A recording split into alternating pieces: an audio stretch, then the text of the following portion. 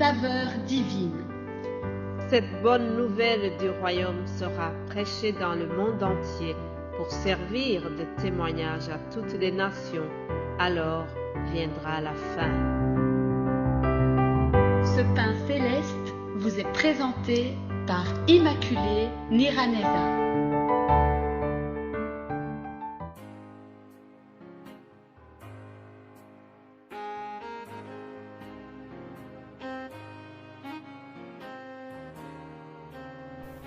Bonjour très chers amis, frères et sœurs qui écoutent l'émission Saveur Divine.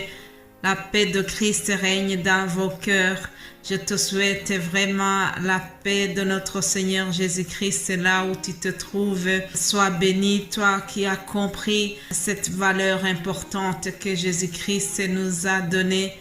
Jésus-Christ lui-même a dit que l'homme ne vit pas de pain seulement, mais de toute parole qui sort de la bouche de Dieu. Alléluia.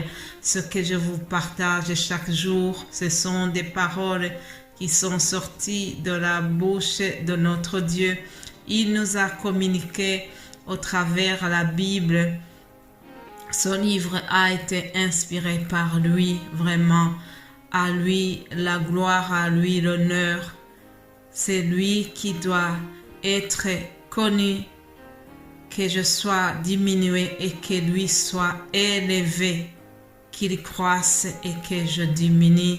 C'est ce que Jean-Baptiste a dit en parlant de Jésus-Christ. Alléluia. Je voudrais vous partager aussi une anecdote. Il y a quelques années, j'assistais à une cérémonie de mariage dans mon pays et puis on a amené la mariée et on a dit des éloges sur elle. Il y avait une personne appropriée qui était choisie pour louer, pour exalter, pour dire la beauté, décrire la beauté de la mariée, pour dire comment elle est gentille. Ils ont donné les qualités de cette fille. Ils ont raconté beaucoup de belles choses sur elle. Vraiment, j'étais impressionnée. Puis le moment est arrivé, le jeune garçon, le jeune marié aussi est venu. Il y avait un autre qui devait faire les éloges sur ce garçon. Ça m'a inspirée. Je me suis dit, moi aussi, avant de donner cette émission, je voudrais d'abord vous présenter l'Éternel, le Roi des rois, le Seigneur des seigneurs. Je voudrais vous dire qui il est. Je voudrais que tu arrives à apprécier vraiment ce Dieu qui est au-dessus de ce qui se nomme Dieu. Les bien-aimés de Dieu, nous avons suivi un Dieu tout-puissant. C'est le Roi des rois, c'est le Seigneur des seigneurs, celui que nous servons, l'Éternel des armées. Il est l'alpha et l'oméga. Hors de lui, il n'y a point de Dieu. Alléluia. Un jour, il s'adressait au peuple d'Israël et il leur a dit, « Vous êtes témoins de ce que j'ai opéré au milieu de vous. » Il faisait notamment allusion au fait qu'il a fendu la mer en deux parties et que ce peuple a traversé à sec. Les ennemis qui les poursuivaient ont été engloutis par de l'eau. Moi aussi, je suis témoin de ce que Dieu fait, des choses vraiment extraordinaires. Je suis témoin de ce qu'il a fait dans ma vie. Je suis témoin de ce que Dieu, c'est l'Éternel, Jéhovah Rapha, Dieu qui guérit. Alléluia. Je suis témoin de la bonté de l'Éternel. Je suis témoin des bienfaits de Dieu dans la vie des hommes et je suis là pour raconter ses merveilles.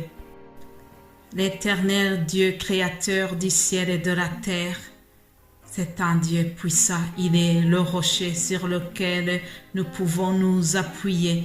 Il est le rocher sur lequel nous devons bâtir notre vie. Alléluia. Celui qui bâtit sa vie sur ce rocher ne sera jamais ébranlé.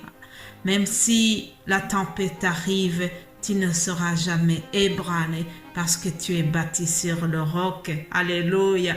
Béni soit l'Éternel, le Dieu d'Israël, qui de sa bouche a parlé au roi David et qui a accompli par sa puissance ce qu'il avait déclaré à lui. Alléluia.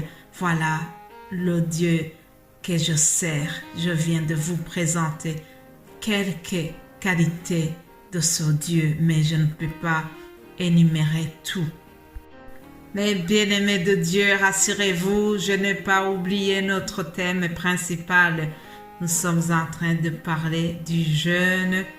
La prière accompagnée par le jeûne est efficace. Lisons Matthieu 6, versets 16 à 18. Lorsque vous jeûnez, ne prenez pas un air triste comme des hypocrites qui se rendent le visage défait pour montrer aux hommes qu'ils jeûnent. Je vous le dis en vérité, ils ont leur récompense.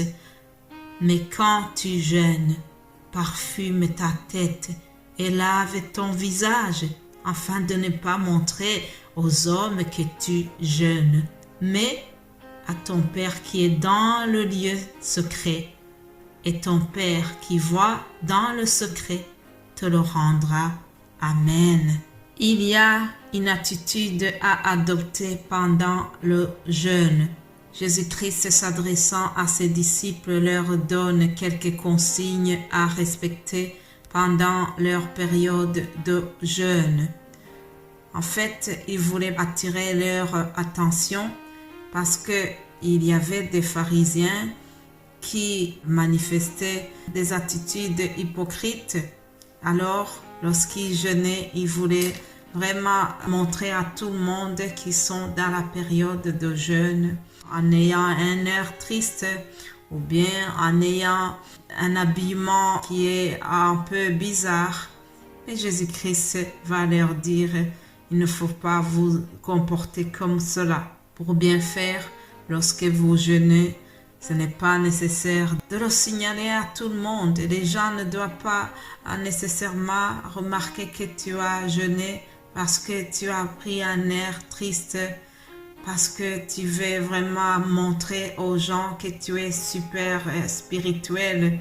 Non, lorsque vous jeûnez, dit Jésus-Christ, parfumez vos têtes et lavez votre visage. Autrement dit, ton apparence physique doit rester le même pendant ta période de jeûne.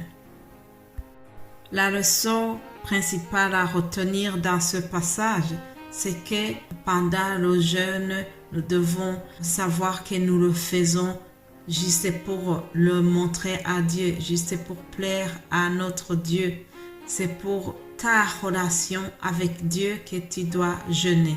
Donc, les gens de l'extérieur ne sont pas concernés par ton jeûne. Ça doit rester un secret entre toi et ton Dieu.